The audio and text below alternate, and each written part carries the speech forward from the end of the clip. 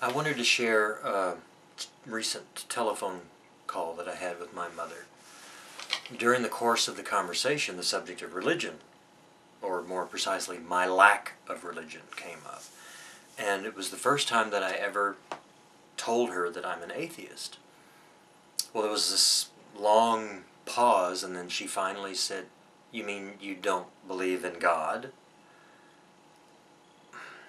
Well, I was feeling a little bit feisty that night, so I said, "Which one?" I've found that that particular response, which I've used with other people who've asked me the God question, usually elicits a sort of blank stare from the person asking it. Since we were on the phone, I couldn't verify this visually with my mother, but I know that it was the first time she had ever actually contemplated the implications of that answer. What she was really asking me was, did I believe in her version of God? And it's not uncommon for most theists to have that kind of narrow view of reality. Their whole culture is steeped in a sort of ethnocentric, sometimes xenophobic atmosphere that the very thought of an alternative is inconceivable to them. Yet all you have to do is Google the phrase "list of gods," and several million entries will be displayed. For anyone that's interested in what the rest of the world believes or has believed in the past, there's no shortage of information available for someone with an open mind. So I have to ask myself, why do we have this pantheon? I believe that it's in our nature to seek an explanation for everything. As humans, we're blessed and cursed with an inquiring mind. We dislike the unexplainable. It makes us uneasy. So because of that, we have over millennia developed all these mythologies and gods and folklore and superstitions and rituals to give us a sense of certainty in a very uncertain world. Of course, these had to be simple enough for the average illiterate member of the tribe to have understood back then. So throughout the ages, different cultures would offer their own version of reality through these myths and gods, along with the instructions on supporting the hierarchy through worship, rituals, sacrifices. I mean, after all, if you want a good harvest, you have to be willing to give something in return. So over time, these civilizations would wane in power and influence, and eventually their culture would be absorbed into the next predominant one to come along, or it would just simply be conquered by them. Now fast forward to Bronze Age Palestine. There's a twist now.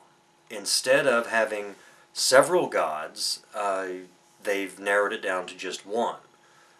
They've simplified the system. But this God, Yahweh by name, is a very difficult fellow to deal with. He is demanding, he's often angry, he's vindictive, he starts wars between tribes, he demands blood sacrifices from people, he rains plagues on anyone who doesn't toe the line, and he's got a set of draconian rules and regulations that would put the IRS to shame.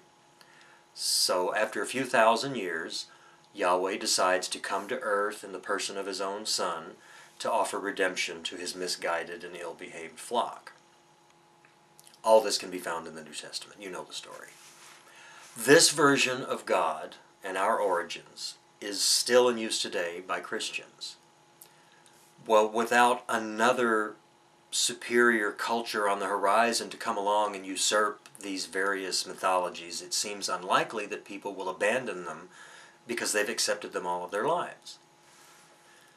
Well, during the ensuing thousands of years, our knowledge of the universe has changed drastically.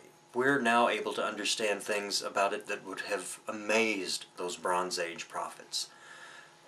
Through science, we can explain a very good part of the world and even a little bit of the rest of the universe. There's still a huge gap in our understanding. There's things that we just can't grasp. And I don't have a problem with that. I don't need to understand every detail about our origin and that of the universe. I realize that with my very limited human mind and how I perceive things relative to my own reality, there's a lot that I simply cannot understand. And I'm okay with that. Unfortunately, for many people, there's that nagging fear of the unexplainable still makes them hold on to an antiquated belief system that prevents them from expanding their mind. I think that as time goes on, that scientific progress will continue to cast light and bring people out of the comforting darkness of religion.